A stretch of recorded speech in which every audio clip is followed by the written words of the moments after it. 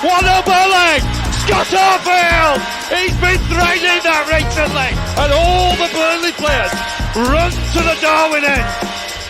Burnley will win the next ball. Here's Rory now. On the outside, decent. Barnes! He's got it! Ashley Barnes with it! What a cross from Rory! And there was Ashley Barnes! And Burnley leading the derby. Knocks it quickly, finds Benson in space at the byline. Can Burnley get a goal here? Back for Brownell, saved by the keeper. Burnley won it to the end. That is magnificent. They deserve that. What if I fall for Teller? Off for a hat trick. He's got it. Hat-trick for Nathan Teller. Oh, he's on fire at the minute. 3-0 Burnley. It's Nathan Teller's day. And Burnley are 3 up here. Fantastic derby. Here's Benson. Can he go on the outside? Comes inside. Comes up a shot. Oh, the goal. Manuel Benson once more. That is top class. Burnley have done it. Fantastic. The Clarets deserve the championship title. They've been the best side throughout the campaign. Burnley have won the second tier. What a fantastic achievement. The players have been magnificent.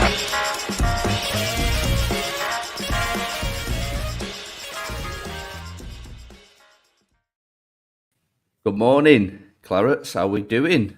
Joined by Sam, Clarets Roundup.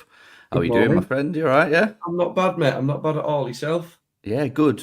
Good. Bit of a frantic start this morning. I like it. Yeah, I love it. Chaotic energy. I like it. Sod it. It's it's fun. Let's Newcastle away. Not a game that expected to win, to be honest with you. Not a game that I had us down to win.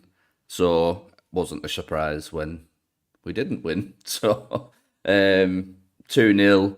I was at the game. I thought 2-0 was probably about right for the performance.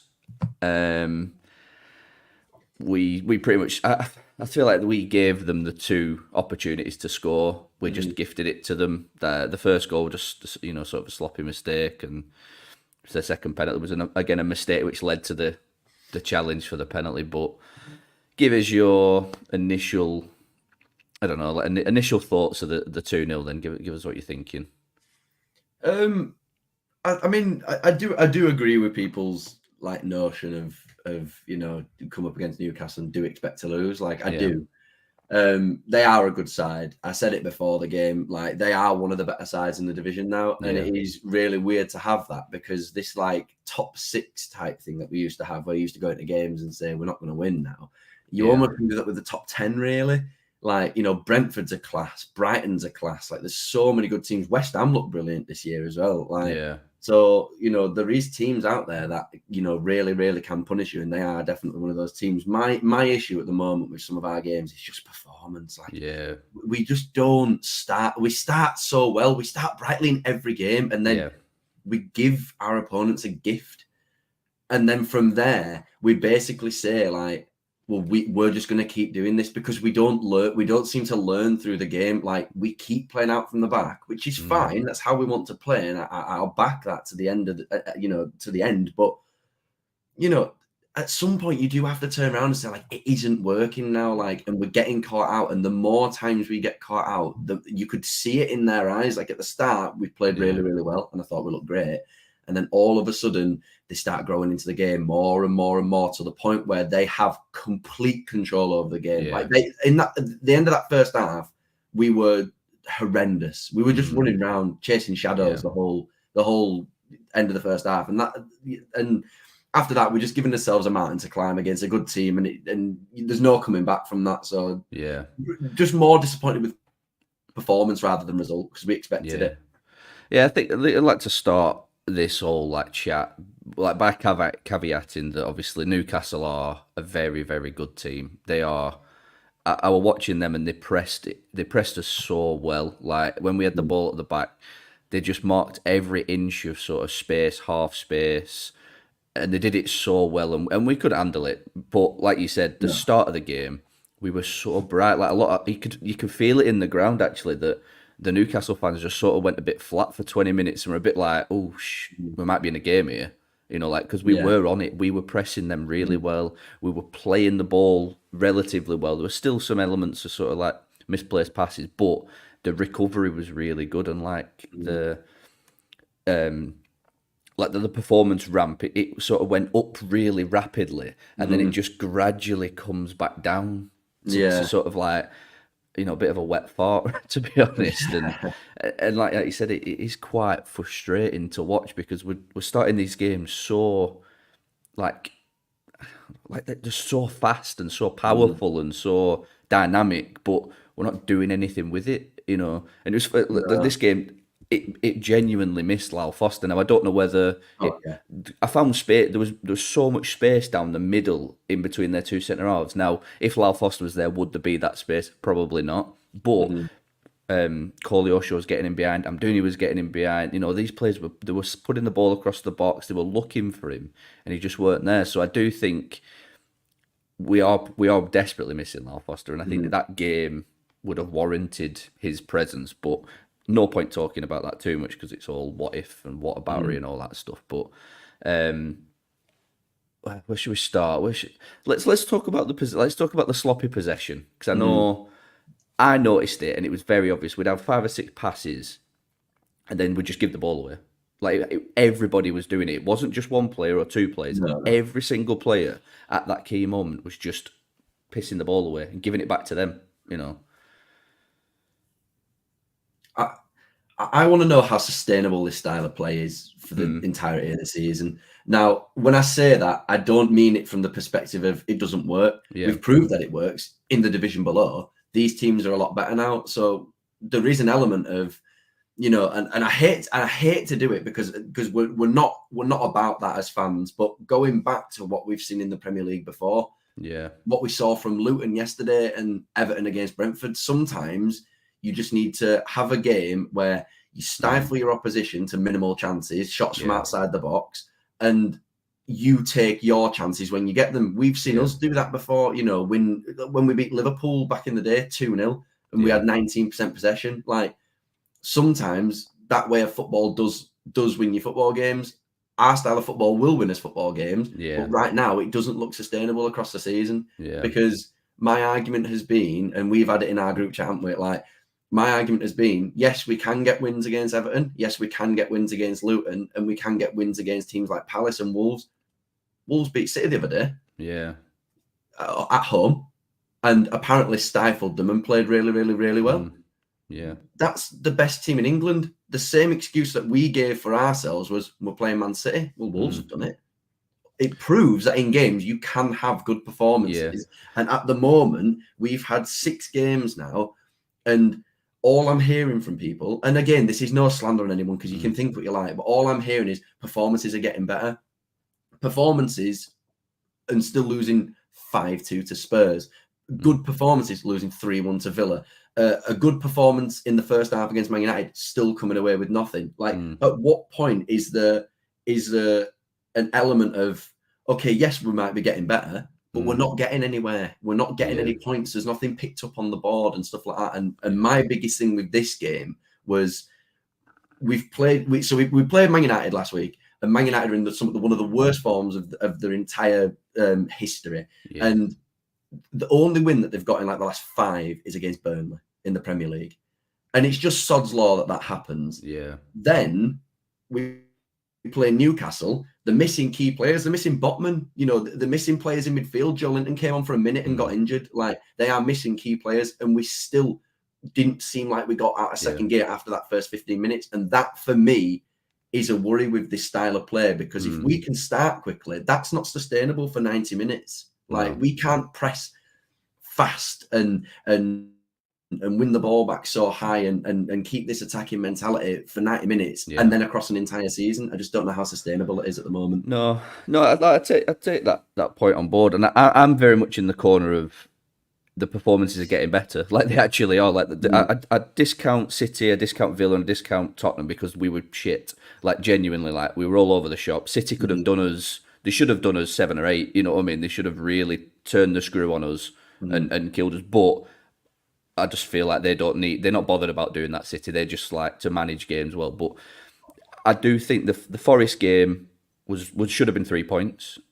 That's where our first win comes. It should have been 3 points, no question about it, because the goal got ruled out for the worst decision we've seen this season, at our point of view. So that this whole season then changes based on that 3 points.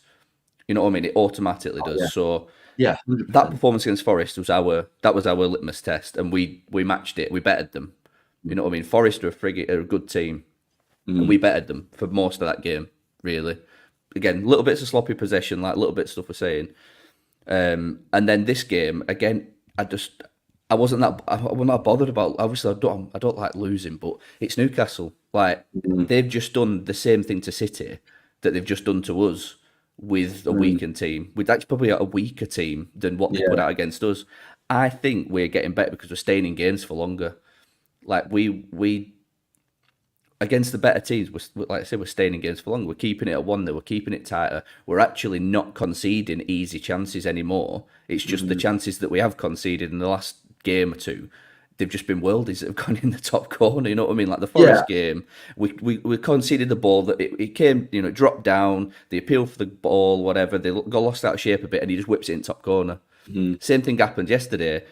Charlie Taylor farts about. It might not be Charlie Taylor. One of the defenders at back farts around with it, tries to play a little frilly pass instead of just emptying the tank. Just get it into that channel. Like, let's reset. Misplaces it, goes to Almiron, shimmies, bangs it in top corner. Like, they're the differences in the game. For me, our performances aren't necessarily I mean, they are warranting defeats because we're getting beat. Like that, we're not scoring goals. That's the problem. I don't think the overall performance is bad. It's we're not putting the ball in the back of the net when we're getting in good positions. I do agree with that. Like we're not creating the chances in games, in my opinion, like we saw last season. Like I feel like I'm missing something, like from what other people are seeing, and I know people have this opinion of like, performances are getting better, but the only game where I've really seen us be on it from an attacking standpoint is Forest. Yeah, and you can talk about all the teams that we've played and stuff like that. Aston Villa are a brilliant team, 100%. I agree with that. Yeah. But we should still feel like we've got something in the game. And by half time, again, it was over. Yeah. And that's frustrating. And from a fan perspective of Burnley, I'm not bothered about. I love football and I love all this, but I love Burnley more than anything. And when I'm sitting in games and I'm watching us almost just kind of plod through a game, it isn't fun to watch, and it's disappointing when you go in with such optimism. Like yesterday, genuinely, as soon as I saw Botman wasn't playing, I'm like, oh, that's a plus. Oh, there's no Joe Linton. Midfield looks a little bit, there's no Tonali. Like these are big players for them, and you're like, yes, they've still got a good squad. They've still got Isak, still got Almiron, but we should still have some element of like more. We should be able to come away from a game, not just talking about the first 10 minutes, and that's what's frustrating at the moment. I do appreciate like all these tough teams, but like I'm saying against like the United game, for example, that United game, we ran them ragged for the first half. We were fantastic. We conceded a sloppy goal out of nowhere, and then just never reset, never got back, never came into the game, and never thought in that second half we were going to win the game because we passed around too much. And I find, like you've said already, like. This passing style of play, it's fine. Like I back it, and if we go down playing it, at least we can go down saying we tried and stuck to our philosophy. I agree with that, but this style of play just opens up so many possibilities for the other team, because if we mess up a pass in the Premier League, they are so quick to be on you. And that United game was the biggest proof of that, in my opinion. Yesterday is different. They're in the form of their life. They're in the Champions League. They're playing fantastic football. They should be doing us at home. I agree with that. When we played United, we were losing the ball, and this is a team that can't put the ball in the back of the net. Just lost at home to Palace, have lost like 4 up bounce in the Premier League, and they were literally turning us over in 3 passes. And that was the same with them, with Newcastle yesterday. It takes them milliseconds to get from the centre of the pitch to our edge of our box. My problem was yesterday was I just think Newcastle were just better. That's the reality. They were just so we tried for the first 10 minutes. We played the sexy football. Well, no, the first 15, 20, we played the sexy football. We played the passing. It were quick. We were breaking through the lines very, very effectively. And then that stopped working because Eddie Howe tweaked it a little bit. He brought Trippier in. He pushed Trippier and was it Burn playing on the side just a bit more forward, and they basically just followed Ramsey and Koleosha, and it just backed us into our own third. So then what we had to do was go long, and we kept going long, and it wasn't sticking. One or two times Dan Burn misjudged it, Koleosha got in behind, but other than that, it wasn't sticking. The only time we were getting a bit of joy was when we did go long. I say joy, but it went long. Koleosha couldn't get it. Dan Burn headed it down, and Sander Berg mopped up. He mopped up brilliantly for yesterday. Like I'll give him praise. The second balls, he was on absolutely everything, and he was superb for it. But a lot of the time, he'd just get the ball and he'd give it to Cullen or Brownhill, and they'd just give it to someone else, and they'd just give it back to Newcastle, and that was the breakdown in the problem. Like the style of play is working. I think it is working. It's just in some individual instances are just costing them breakdowns going forward. And like you said, the United game, that we had two solid chances that game. We hit the post and forced a very good save at one on it. We could have been 2-0 up at half time at that game. Yeah, exactly. That changes the whole complex of the game. We probably see that. We see that game at 2-1, and that it backs. It sort of argues against and backs up your point of. These Premier League teams are clinical. You have to take your chances, and our whole forward line have hardly played a minute. Well, they've barely played a minute in England, let alone the Premier League. So, for me, yesterday I found more. And I don't like saying it because we lost, but I feel like I came away with more encouragement than disappointment, really, and that's probably. I don't know. I've gone soft becoming a new dad and whatever in the past few years, but like I'm probably I'm more enthusiastic about what he's trying to do because Company says it after the game and the lads say it after the game and Brownhill said it after the game. He said there's a 2-3-0 pumping coming. Like there's a 3-4-0. We're going to pump a team soon. It's going to happen. And he says it word for word. Like we're staying in games. We're playing good football. We're doing what we need to do. We're going to pump someone soon, and he's saying it. He's backing himself to say it. So. It's good to see that the players back the idea of the manager. Like I do agree with that. And like I say, like when I'm saying these things, I'm not saying it because like I don't want us to do well and I'm just loving picking out all the negatives. Like I do see the positives as well. Yeah, I do see all the positives. Like the style of play, good work. Koleosho has been fantastic. Like Sander Berge is picking up form, and if we are playing this style of play against other teams that don't play that type of way, it could work. We could go to Luton in a couple of weeks and we could absolutely, we could pump them like you said. But then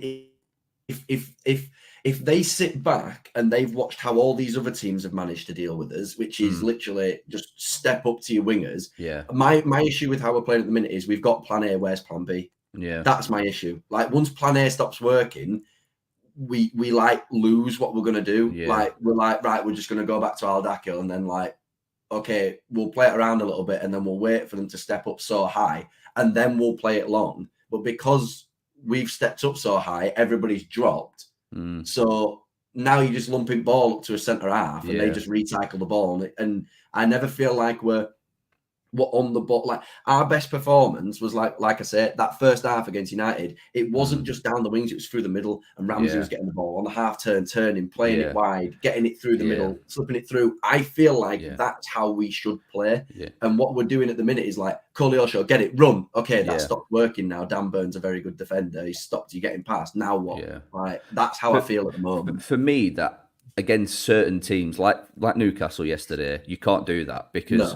They're wily. They know what they're doing. They they remind me of Atletico Madrid. Like they really do. They have that like they've not got a team. They've got obviously very technically good players, but they have a good team of absolute like just machines that just want to run. They want to tackle. They want to grab hold of a shirt. They want to pull. They want to pull arms. They've got a perfect squad now. They've got a good balance between grit and play. And we tried to do it. We went long and then we went back to trying to pass the ball, and then we tried to play through the middle. And Cullen and Burge and Brownhill was the biggest shock for me. Like everything he took, he just gave it away. Like, but I'm more blaming Newcastle for that than us because they just were 'cause on they us are straight a away. team. They were just ratting us. They pressed us man for man yesterday. Anytime we got the ball, bang, they went man to man, and it just absolutely crucified us. We couldn't. If Cullen went into a bit of space, a player just followed him. Then the space that was then left empty was just then occupied by one of our lads, but also was man marked. So we were then having to play a lot, and it was just ultimately 2-0. It probably was the fair. Well, it was the fair scoreline. They scored two goals. They deserve but, to win the game. yeah, I think Eddie Howe had genuinely just everything because company was trying to change it. You could visibly see the changes that he was making and the alterations and the pushing Ramsey on a bit more, letting Ramsey drift in, pull it touchline on Koleosho. Then he pulled Koleosho into a bit more central and tried that. Eddie Howe just beat it every time. Like Eddie Howe, like I've never was his biggest fan, but I sort of respect a bit more now because he was just very, very good tactically and he nailed every decision he made. And that's my sort of overarching thing is I'm more gonna just blame Newcastle why we lost more than us because we play and I've said this a lot, but we play like that against on Tuesday. We'll pump Luton. We'll pump them. It's about a quality of player at that point. You can have all the best tacticians in the world. If you've not got the players to execute your tactics, it won't work. And I don't think Luton. I really don't think Luton have the quality that we do. And I do hope you're right, mate. I really do, because like I say, like I've said it to you before, like, and everybody that watches knows, like, just because of the way that I'm talking now, like, just go back and listen to how I spoke last season. Like, I still back every single player that's on the pitch. I still back the manager, and I still back everything that we're trying to do. It's just at the same time, like, you can still back all that and still not like losing, not like the fact that we're losing and not performing fantastic in games. I do think against Luton, that is our biggest test now. If we go to Luton and we play anywhere near, and this is just my opinion, and I'm not saying that we won't win the game, but if we play anywhere near like how we've played in some of those first 6 games, I can't see us winning. And it's just my own mindset from how I've seen us play. They, in my opinion, haven't shown enough for me to sit there and think when we come into that winnable game, we are going to pump somebody. And that's just my opinion, because I know you think differently. I know Joe thinks differently. And I know that you guys think eventually a 4-0 pumping will be there. I think we will have to have a couple of grit and grind games first before. Because we need some confidence now. Like, our confidence doesn't come from the Carabao Cup games. Like, beating Salford 4-0, like, fair enough, it's a good result and we all are happy with it. But that doesn't sit with the club and go, right, we're going to go into Premier League next week and we've got Chelsea weekend after. We're going to pump them. Like, it doesn't do that. We need to get some points on the board with a good performance and really take it to some team. And then we can all sit back and then we'll be like, it works. All of this works. The players will do the same. They'll be like, right, this is it. This is what you're saying. So now it is a fact of we're playing better teams, and it's not just us. Because now that's where it's hard to differentiate at the moment. Because yes, we've played good teams, but United are in terrible form. If we play like that against Chelsea, like, we should batter Chelsea, because Chelsea are also in disarray. They're rubbish. They haven't got anything. Like, they're not scoring goals. They're defensively lax. And if we go to them and do the same and give Chelsea one of their first wins in a couple of weeks, that's also another situation where, in my opinion, the United game and the Chelsea game, they're similar to Luton games in a way, because it's not all about the amount you've paid for players. Chelsea aren't playing very well. United weren't playing very well. So they are winnable games in that current moment. So I agree with you. I'd like to see us have a really good performance, and I do see it coming, but I'm just being a realist in this current moment. Like, that's fine. It is coming. It's definitely coming. And I just keep remembering we've rebuilt our squad again, and it takes time. Like, you can't rebuild your squad and then go and play like probably 5 out of the top 7. It's a tough run. It's a stinking run of fixtures. It's going to take time. You're asking these lads not only to play against these players, but to play in these arenas and venues. Like, I mean, granted, a few of them, more of them been at home, and that was one of that nice segue into the next bit, even though I've just butchered the segue. But do you think there's an issue with playing at home and playing away? Because our 2 better performances, I still think Newcastle was a good performance on the whole. Our 2 best performances have come away from home. Is playing at Turf Moor a problem, or is it too early to say at the minute? Like, are we not making it? Are we not making it hard enough? Like, I'm personally finding the atmosphere quite flat at the Turf. Personally, I'm not calling out. I'm not doing this to call out anybody. I'm just finding it a little flat, to be honest. You go to other stadiums, it's a bit more noisier, but that's not the fans' fault. We're losing at home. It's really not. Not saying that. I think it's like a product of because I said it last week as well. Like, we went through this fairy tale season last season, and like I said, this is just how my mindset goes on it. So we went through this fairy tale season, but last season wasn't meant to happen. Like, in my eyes, in your eyes, in Joe's eyes, in everybody's eyes, Neil's eyes, we've all said last season we probably shouldn't have got promoted. We should have got promoted on merit from how well we did. But at the start of the season, you'd have taken mid-table, you'd have taken the playoffs, absolutely. We never thought that we'd go on and get over 100 points and win the league in March. I think what we've done is then we've come up with this expectation of like, well, it worked so well last year. It's got to work somewhat this year. But I think there's a level of naivety in that, like, where we genuinely have downplayed how good some Premier League teams are. Yeah. Like, some Premier League teams are, very clinical. Some Premier League teams have reinvested very well. I thought Aston Villa would be okay. Yeah. Bringing in Diaby's proven that they're fantastic. Ollie Watkins is at form again. Like, these teams are difficult to play against, and I do massively appreciate that. But I just want to differentiate the side of it where it's them and the side of it where we're the architects of it. Because I do think in some games this season we've been the architects of our own downfall. Yeah. But like you say, by giving the ball away in silly positions, and like I say, those teams will be clinical. But I agree with you. I do think it'll come, and I do think we will have better performances across the season. And I do think after 15 games, we'll be looking at it very differently. Yeah. But on what we've seen so far, I'm very much like it could go either way. We could be 15 games in and it could look great, or we could be 15 games in and sitting there saying, right, we're really, really are in a dogfight now. Yeah. Yeah, it's a tough one, isn't it? We just got to. I think we're just going to have to just grin and bear it, I think, for the next couple of games, and just, like I say, I do think we'll get the win on Tuesday. I really do. I've got high hopes for that. I know they've had a good result at Everton, but it's a tough one to judge, that one, because Everton are pants, aren't they? And Dash is just doing his Dash thing. He'll do 5 turgid results and he'll pull out a good win out of the hat. Yeah, and then he'll do 5 more turgid results. He just firefights, doesn't he, with his wins. So for me, that's an anomaly, that result. So I think we're just going to just grin and bear it, I think. And like, I don't tend to look at the table until sort of December anyway. Yeah. It's once you get to December, you're sort of figuring out whereabouts you're probably going to be roughly. So I'm not too bothered just yet. Like, a win and a draw puts us a couple of places up straight away now. The good thing is the teams around us are pretty much consistently getting the same results as us.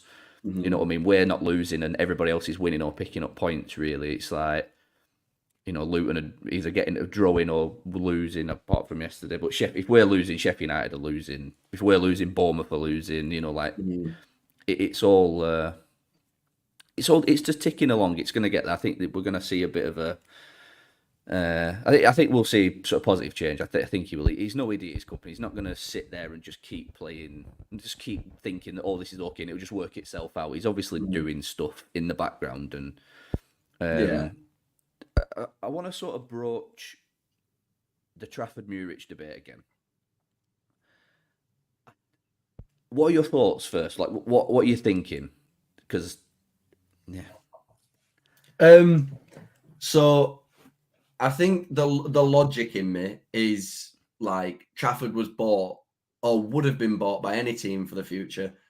Like, you wouldn't have seen Trafford for, I think, probably 75% of the Premier League being signed and starting. Yeah. Maybe teams like Luton, Everton. I mean, maybe not Everton because they've got, they've got Pickford, but like those types of teams, like you could maybe say Trafford could start similar with us. Like, I think when he did sign, I was like, okay, like he's had a good go of things. He probably could have a start, and we'll see where we are. But I also said, and if you go back to the first episode where that happened, I did say Muric hasn't done anything at all to get taken out of that team. No. If anything, Muric on merit deserves that number 1 spot. Yeah. And I think more and more consistently I'm seeing that. Yeah. Because Trafford's distribution is an issue, in my opinion. He puts players under pressure. Yeah. And that's a big thing for how we're playing. If we're playing out from the back, you want to be relieving pressure. So you want a keeper that's comfortable with going long and going short and doing it in the right places. Muric ironed all that out last season because we had the Blackpool game where he played it into Cullen and we lost the ball. We had the game against Wigan where he dived out and gave away a penalty. We've had games where he's played it long and it's not worked out. Keepers make mistakes. It's fine. They do. And they're outlined a lot more. Because you're a keeper. But with him, his distribution across the season got better and better and better, and his performances in goal got better and better and better, to the point where I genuinely think we had a very, very, very well-rounded goalkeeper, brilliant shot stopper, could save shots from outside the box from close range. His reflexes were good. But the best thing about Muric was his distribution. His long balls over the top, his balls out wide to Connor Roberts were always on the money. I'm just finding a little bit with Trafford. He's giving the ball a lot more to Al-Dakhil and Bayer, but he's doing it when a striker's like that far away. And that means Al-Dakhil's got to very quick turn play. And then it puts Roberts under pressure, and then we're just not out in the motion very quickly. So I would personally say, if I had the choice, I'd say put Muric back in. I think we were driving back from the game. I think I've cracked it with Trafford. I think I've figured it out. I probably, people who watch this and probably think I'm a prat, but what I think with Trafford is, I think he's too confident, too confident. There's a balance to be had of, overconfidence and nervousness on the ball. You've got to strike a fine balance. You've got to have the confidence to back your ability, but also have not nervousness, awareness to know when to distribute the ball. You've got to pick your timings a lot better. You've got to understand your players in front of you, how they can then receive the ball, what their confidence is, how can they turn. For me, I'm watching him now. I said after the Tottenham game, I said, I've given him 2 more games before I'm reserving judgment. I think 5 games is a fair litmus test for, you can see different types of games, different things. For me now, I've seen enough to see that he's too confident. He thinks that he's a ball playing midfielder, that he can just spray balls about when he wants. He can wait till the very last minute to distribute it. But all he's doing is allowing defenders to get closer to him to then just chase the ball earlier to the next player. And then because he's leaving it so late, he's having to put too much on the ball, which is then making it harder for the players to control it and receiving it, causing the problem. This isn't me saying Trafford is the fault we're losing all the games, because I don't think he is. I think a lot of our goals just come from us pissing about with it too much sometimes and whatever. He's not conceded many goals that have gone, he should have saved that. I think there's only maybe one against Tottenham that I can think off the top of my head where I've gone, he should be doing better there. More often than not, he's making the saves he needs to, and he's just not, he's not. But I think that's where we're at with Trafford. I think he's then gone. I'm looking back at some of his performances in Bolton, he's very similar. Then he's very overconfident. You hear people talking about him. He's very confident. He's a very strong-headed young man, which is fine. I have no problem with that. But I think he needs reining in a bit. I think he needs to be reined in, and he needs to be sat on the bench. He needs to watch. He needs to learn. He needs to watch Premier League football, because he spent the last few years watching League One football. Very different. Very, very different. And playing under 21s international as well is different as well. Yeah. Still, don't get me wrong, high calibre, and he's earned his place in the under 21, but it's very different. And I think for Muric to be sat there after him pretty much, no, I won't say dragging us, but being a pretty much integral part of the system, the performances, and for him to be sat on the bench watching, I think it's really unfair now. I think it's beyond a joke, because it's clear as day that majority of the breakdowns in possession are because of Trafford. And I noticed it more than ever against Newcastle, because his distribution was shocking. He couldn't hit an accurate ball further than about 30 yards. Genuinely couldn't hit an accurate pass more than 30 yards. His short touch passing's fine. He just leaves it too late. And his long stuff it was just a generic long ball. There was no intent with it, and that doesn't suit our style of play. No, Don't just think balls hopelessly. I think with Muric, what he gives you is he gives you. So when we signed him, I thought here's an inconsistent goalkeeper that we've got, because he has been in the past. He has been an inconsistent goalkeeper. I remember him when he played for Forest in like 2017, 18, and he had no consistency whatsoever. He came to us and ironed everything out in the first 2 months. And then after that, you could name one mistake for the rest of the season. Literally one. One that we got punished on. Because I do think one of the things that we had going for us last season was the style of play was fine. The style of play was great, but when it did break down, we weren't killed off like we have been this season. My biggest thing with Muric is the distribution. But one of the things that I was going to say was how much, even if we got Muric back, would we miss somebody like a Nathan Teller? And I don't like to do that because we don't have him. He has signed for another team, but I think we are missing. We've got Koleosho, brilliant player, like fantastic. But how much are we missing somebody like a Teller who can just go along? And his runs were incredible. Like his runs were brilliant, and you could go along, and he was the player that would be the architect of us chasing it down. He would be the guy that would run from one byline to the other byline, sprinting at full pace, and everybody else, as he's doing that, would just shift and get into position on their man. I find now that our press isn't as good, and from that distribution over the top, I do think that we are missing that, and Trafford doesn't give us that. No. So even if Koleosho can do that Teller role, I don't think Trafford can play those types of balls. I think we should have a look at seeing how Muric does in this. I completely agree. I'm. It's the only thing that Kompany's getting wrong for me now. Like genuinely, like I'm not going to argue with anything he's doing because he's still forming it, he's moulding it. It's fine. Kompany knows what he's doing, but this is the only thing he's getting wrong consistently now, and it needs addressing. Like I don't understand. Even if why would you put a player that understands the system so well and has ironed out all his issues in favour from a player that the first game of the season you can write that one off because we've signed him, put him in. We can't judge him after we can't judge him before he's even kicked a ball for us. That's fair enough. Playing Champions of England first game. Yeah. The second game, you probably go, right, let's have another look at you. And then you start to think, right, okay, there's a few fundamental issues there. He's dilly-dallying on the ball. He's putting our own defenders under more pressure with the ball. Like, let's give him one more game. Let's see if he's rectified it. He hasn't done. And then I've still been patient with him at this point. But now, yesterday, for me, was the sort of final game. And we need to pull... And it's not a bad thing. Like, taking a step back and observing and watching is how you learn, isn't it? That's it. You take one step back to take 10 forward. Like, he's 5 years younger than Muric. Like, there's going to be a gap in maturity, like ability to take things on board and learn and do it quicker and improve. And I think, of course, every player wants to play as well, but sometimes you have to look at your own development, like your own development. Like, if you go back and look at your career, like Muric has done that. Muric has been to Forest, been to the Netherlands. He's had his loan moves, but he's also trained with one of the best youth academies in world football now, with some of the best facilities, and worked under some of the best goalkeepers.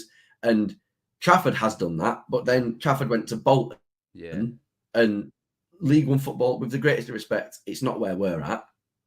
It's not where we were even at last season. So that's no disrespect to League One football, but we're playing a cut above right now, and he hasn't been around that for very long. Whereas Muric has done it all before, and then had his championship season, and took it with both hands, and then did nothing to get dropped. And my biggest thing with it now is, like, do you have to swallow your pride a little bit and not look at the figure that you paid for a player and just say, Muric needs to go back in because it worked, and Trafford needs to learn? There's nothing wrong with that.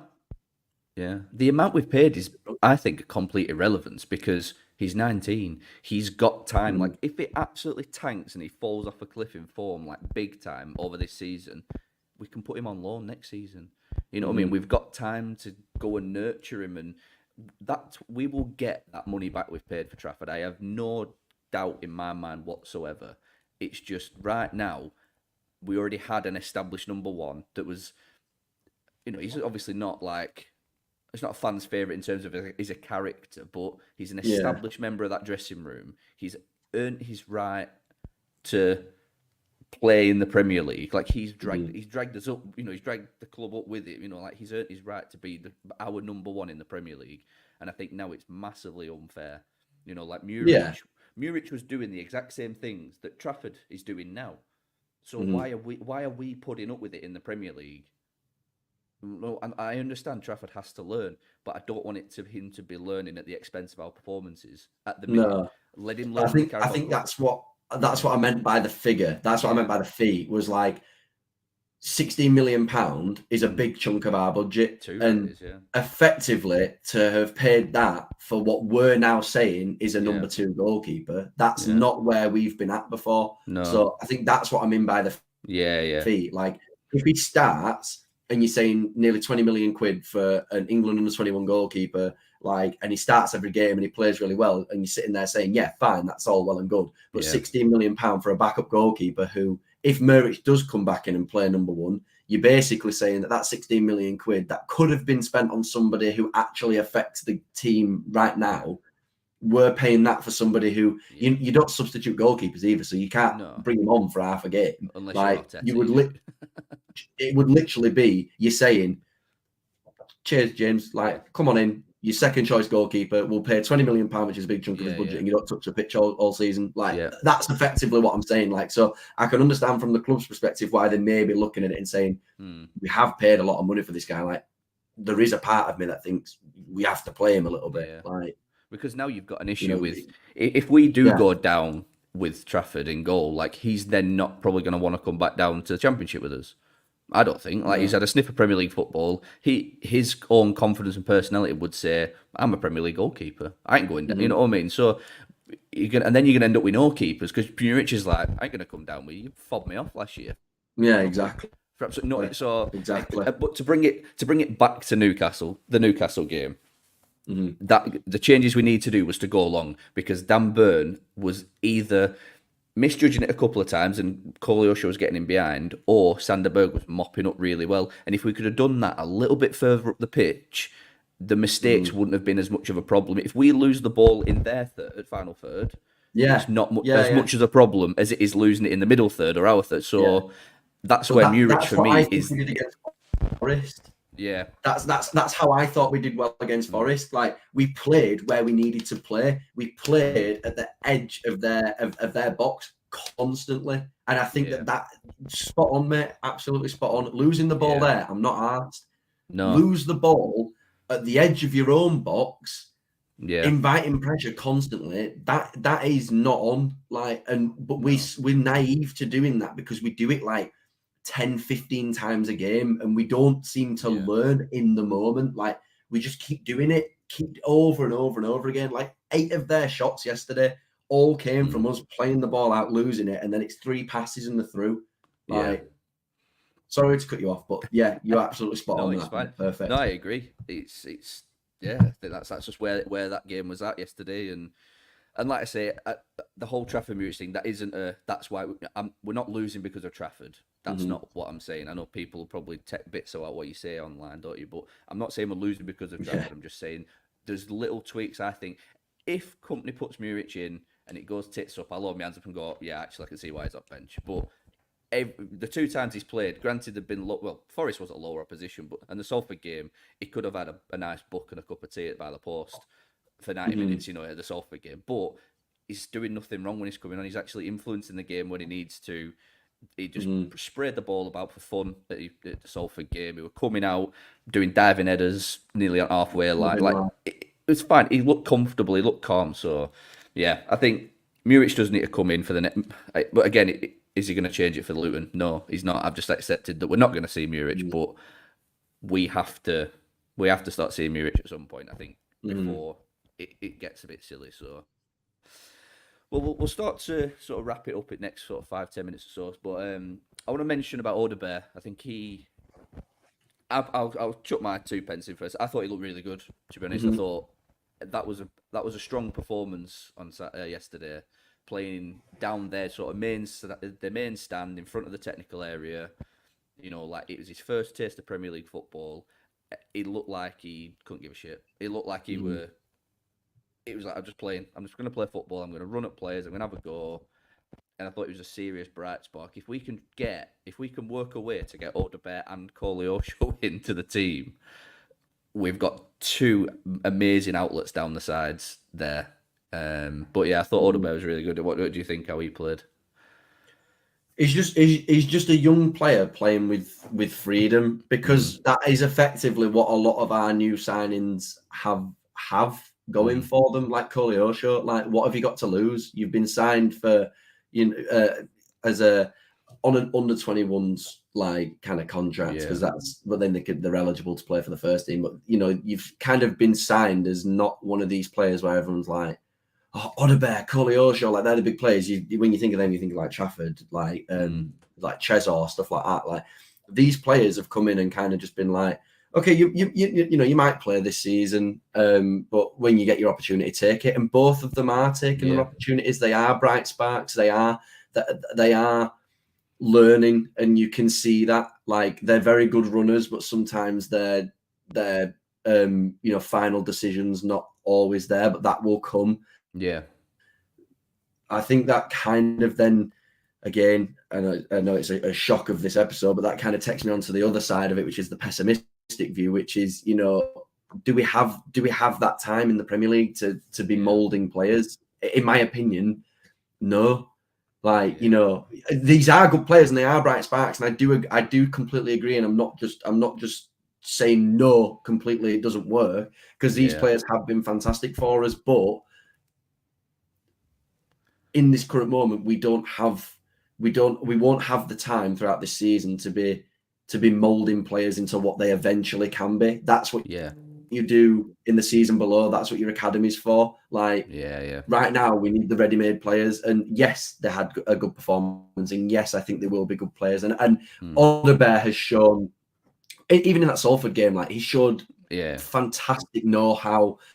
Really good time in his runs, good on the ball. Koleosho's the same, fantastic, really, really good at beating a man. But eventually that end product does need to come. Like if Koleosho can beat his man, get into the box and put the ball bottom corner, unbelievable. We've got a £40 million player right there, and he's fully affecting the game as well. Like I totally agree with you as well. Them two not having a focal point to get the ball to is also criminal, because their creativity down those wings is fantastic, and squaring the ball to no one is disappointing. Because I'm saying all this, if Foster is in there, I think that side of me completely goes. You're not saying they're molding, because they've got someone to play the ball to. So it's a bit of a catch-22, really, isn't it? Yeah. Well, it's easy to sit here and say what about comments and all that stuff, but like I think we win that. I genuinely think maybe not win the game, but I think we go into half time with a lead if we have Foster on the pitch, because we were getting in such good positions. The ball were being played. There were lots of times where we got into the box and got into good positions, but there was just no one there. Like Amdouni was like not getting in as quick as he should be doing, but he couldn't do because he was sort of setting up the wing play. So by the time Koleosho's gone, Amdouni can't catch up, or Ramsey wasn't getting. He was staying too wide instead of coming into the middle. And like I think with Foster back on Tuesday, that gives us a massive advantage to actually put these chances away that we're creating, because we're creating the chances, we're creating decent ones, but we just missed Lyle Foster. Should have started it with just missed Lyle Foster. Just put it as that. Yeah, it's missed Lyle Foster. Right, we'll wrap it up with man of the match shout. So while we're chatting away and whatever, get your comments in who you think your man of the match is. It's a tough one, I think. I've not really given too much thought about it, to be honest. I don't know if you have, but no, I'm actually a little bit stuck. And I know that sounds really bad. Yeah, but I'm tempted. I am tempted. I'm tempted to give it Sander Berg. I know he started blowing his arse at 70 minutes, like he normally does, but I really, really thought he looked good. Like he looked really good against Newcastle yesterday. his awareness to get into position for the second balls and everything were superb, and he thought he did a good job. So I think just by no one had a standout game, to be honest. No. Everyone had moments, but I'll probably give it to Burge on just default. I think just Burge on proxy. I think. Mm-hmm. Yeah, I think I do the same. I think I'm probably basing mine more on the fact that he is just getting better. Yeah. Like, and I'm seeing that more in games. Like the first two games, I agree. Like I didn't think he looked fantastic, but I also think he was being played in a role that he's never actually played, but looks like he should be able to play. But I do think as this number 10, you know, like big brute type, give me the ball, I'll hold it up type player. And like you say, mopping up the other day was fantastic. Like every time the ball went forward, he was always there to get the second ball. So yeah, 100% Sander Berge. And I would like to see what he can bring further on down the line, especially in games against Lutons and Evertons, because I think he could be integral to those games. Yeah, like Company mentions on the documentary, we're approaching that magic number now of time spent on the pitch and game time.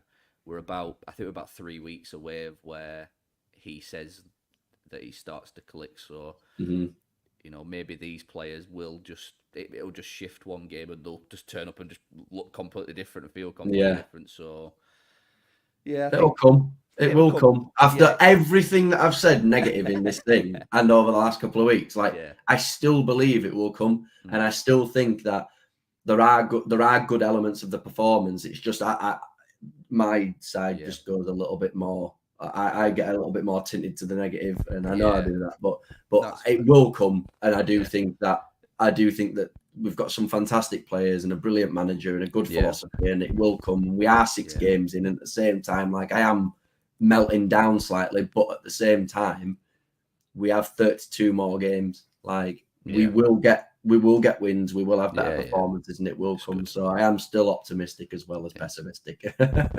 Well, on that heartwarming note, let's wrap it up there. If you've joined late to the stream, I do apologise. Well, I'm not apologising. You were late. I were on time. But if you want to go back and watch us all again chatting away about the game, this will be uploaded straight on YouTube, and it'll be on all your places where you get podcasts. So. I've been Nathan chatting away. We've had Sam. Tell everyone where they can find you again. I'm sure they know by now. It's a Clarets Roundup page on Twitter. Come over for a chat. More of a happy chat at the moment, though. We're trying to be happy.